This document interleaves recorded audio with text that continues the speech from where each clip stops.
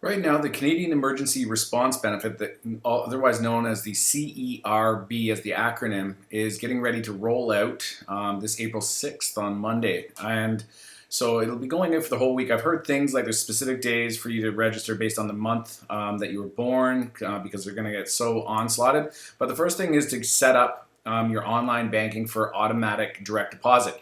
You scroll down here, you can select one of these three options. I'm enrolled in the bank, so I do that, and then it tells you to sign into your RBC, click on the account details, set up the direct deposit with the Canada Revenue Agency located under the account, and then follow the instructions. Now, you log into your bank account, and a pop-up will pop up, and then you just click the pop-up or go into My Account, and then this will show up, and you can go into account summary or profile, and it'll take you to this area, and you just choose the account that you want it to be deposited to, then click next.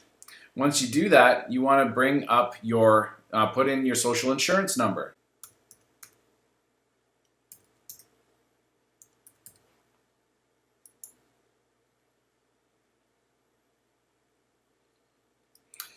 And now it'll show you where it's going. You've entered in your SIN number, and you have to authorize and consent.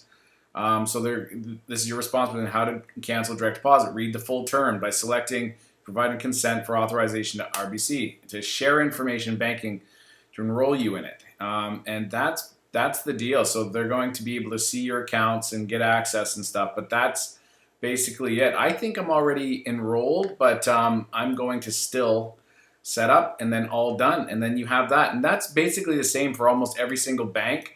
You can just go through the process to remember to set this up and link it to the account, and it's sent to the Canada Revenue Agency, and away we go. Direct deposit can take this, and they have this information, so you should be good at that point. And you can print out the document if you like here, and just I'd save it as a PDF. It's a better process, and just save it to your local computer, and then you will be good to go.